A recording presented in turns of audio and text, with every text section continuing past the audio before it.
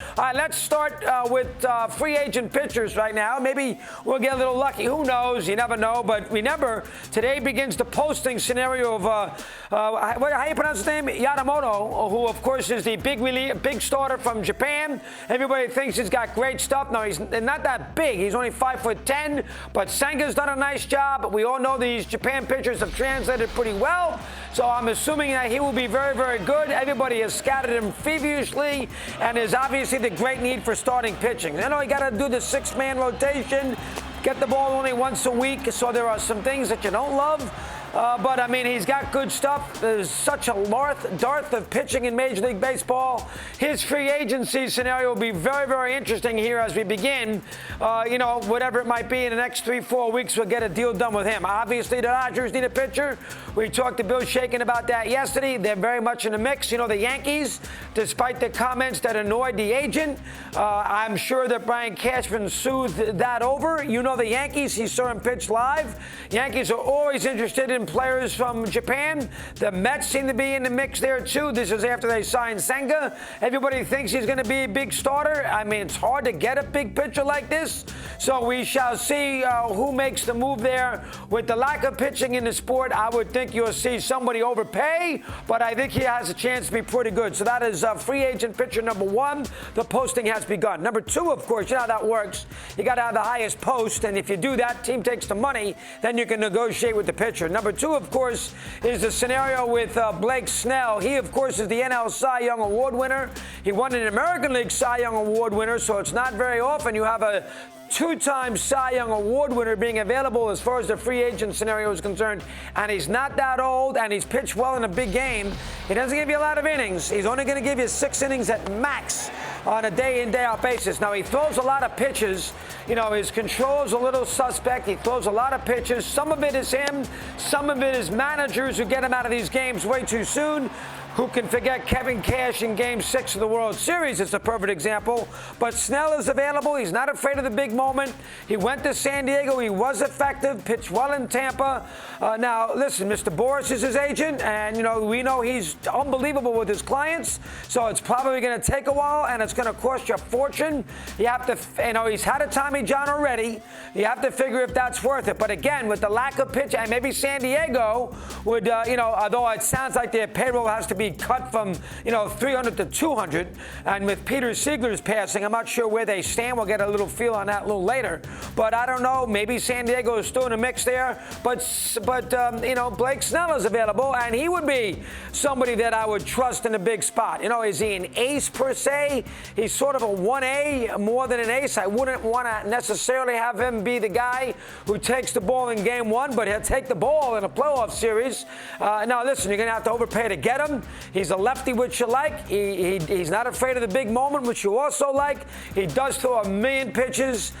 Games can be tedious when he's on the mound, and he pitches 6 innings. So those are the negatives. But Snell's out there. He'll get a big contract. That is item number 2.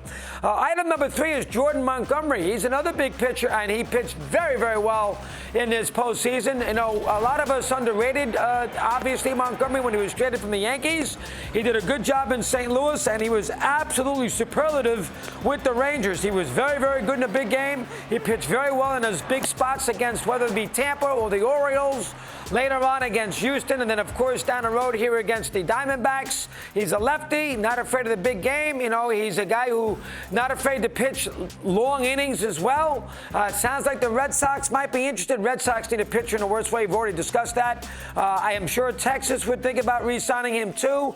I would not have any hesitation in making a move from Montgomery. He doesn't throw 100 miles an hour. I'm not sure if that's good or bad as far as arm injuries are concerned, but he's a lefty. He throws fast when you think he's going to throw slow. He throws slow when you think he's going to throw fast. He's a very good pitcher getting hitters out of rhythm, and he's pitched well in a big game. He's pitched well in hitters' ballparks. I'm a big fan. So Montgomery is a guy that and I wasn't, used to be. So Montgomery is a guy that you got to consider. That is item number 3. Item number 4 is Sonny Gray. He available from Minnesota. Now, he has had a spotty postseason record, and he's not that young. He had a very good year this past year. I mean, obviously he didn't win a lot of games, but he had a very good ERA. He's been around a long time. Cincinnati, the Yankees, Minnesota.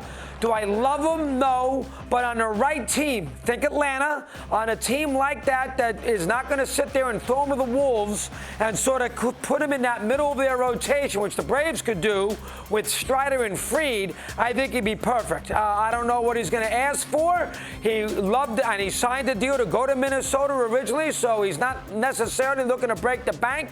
I would make a run at Sonny Gray. Obviously, he's had some success in the big moment. He was very good for the A's a long time ago. Yankees, he had a very good start one year against the Astros in 17. Cincinnati, I mean, I would not be hesitant to make a run at him either, as long as the price is right. I mean, I'm not giving him 7 years, $170 million, but if the price is reasonable and if I was a good team, I wouldn't want to make this trade if I was a so-so team, but if I was a good team that can sort of plug him in that number 3 slot, I wouldn't have any trouble whatsoever. Now, if I was a bad team that needed any kind of pitching, he wouldn't be bad there either, because he gives you some level of competency on the mound in a long scenario. No, he's not going to necessarily pitch 36 starts. He's not going to go forever in these games. He was okay, no better than that against the Astros in the postseason. But I think under the right scenario, he could be effective. So he would be item number 4. Item number 5, I wouldn't touch. I would not make a run at Josh Hader. I'm still very bothered by what he did in San Francisco at the end of the year when the Padres still had a mathematical opportunity. They weren't going to make the playoffs, but they had a mathematical opportunity to get in, and he wouldn't come in a game late it was in the 8th inning, I believe it was.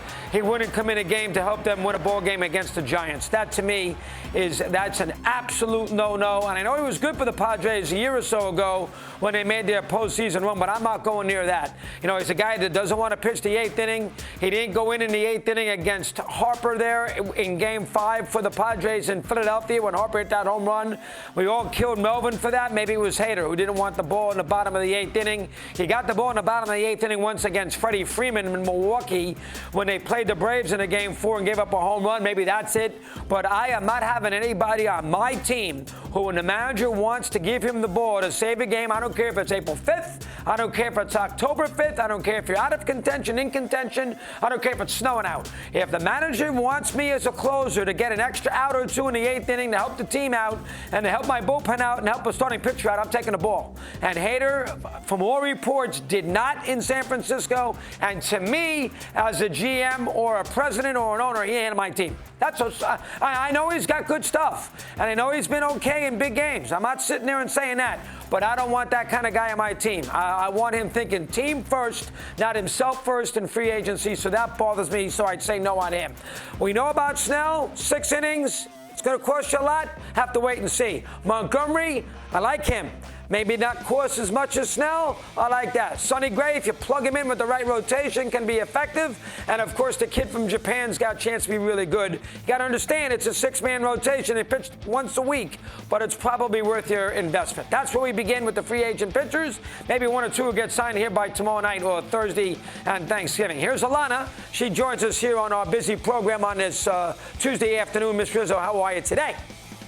I am good. Good afternoon. I don't have time to edify on all of those starting pitchers. You didn't even mention Marcus Stroman, who, of course, declined to go back to the Cubs, wanted to test free agency. We'll end up seeing where he goes. However, I wanted to pick on 2 of the guys that you talked about, Blake Snell and Jordan Montgomery, because I think the best free agent pitcher out there was Aaron Nola, and obviously the Philadelphia Phillies thought the same thing, signing him to a 7-year, $172 million deal.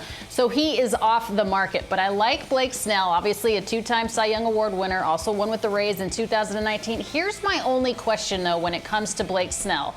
He spent 8 years in the majors, has only won more than 8 games in a season twice. Now, those were his 2 Cy Young seasons, so 2023, 2019. And I understand win-loss is not the, end-all, be-all for pitchers. It's not always on the pitchers whether, the team wins the game or not. But That concerns me a little bit, only winning 8 games in the 2 seasons that he won the Cy Young Award. He's 35-14 with the 2.07 ERA in the 2 Cy Young Award seasons, Chris. But in the non-Cy Young Award seasons, and again, we're talking about a guy that has multiple Cy Young Awards, which is nothing to sneeze at. I mean, that's obviously a huge accomplishment. He's done it in both leagues. But in the other seasons where he has not won the Cy Young, he has a 3.84 ERA, which is still respectable. I mean, Aaron Nola has a 4.46, and they just signed him to a 1.72, $172 million contract over the course of the next 7 years. He had a 4.46 ERA this season. So there's a noticeable drop-off with Blake Snell in the non-Cy Young Award years. That being said, he does have 2 to his name. I'm not certain that he's the first guy I'm signing off of the board. I would have taken Aaron Nola. I love Jordan Montgomery. And I don't think the Texas Rangers, maybe they did, I don't think we knew what the Texas Rangers were going to get when they got him in the trade from the New York Yankees. The way that he pitched in the postseason, take away the regular season numbers. The way that he pitched in the postseason was so impressive to me. He showed me something. His grit, his determination, his ability to give you length, his ability to save the bullpen on necessary days when the bullpen was a little bit taxed. 3.20 ERA between the Cardinals and the Rangers. 4.2 was the record with the 2.79 earned run average regular season with the Rangers after the trade. And in the postseason, he had an ERA south of 3. I just love what he brought to that rotation. I love Nathan Eovaldi in that rotation, but Jordan Montgomery added so much depth and grit and gusto to the Rangers rotation. I do feel, apart from their offense, obviously, I do feel Jordan Montgomery was a huge reason that the Rangers got to the postseason. You know, obviously they probably would have been there anyway, but were able to get to the World Series and win the World Series. So if I'm taking anybody off the board now, for me, for the dollar and what he's going to give you, I'm taking Jordan Montgomery, since Aaron Nola is already off the board. 100%. It's a good point. I agree. I think the Red Sox are going to get somebody. I think the Red Sox, their pitching is horrendous. They have a new GM in the house. People. They got, the Dodgers too. Excellent point. Red Sox in LA will get somebody.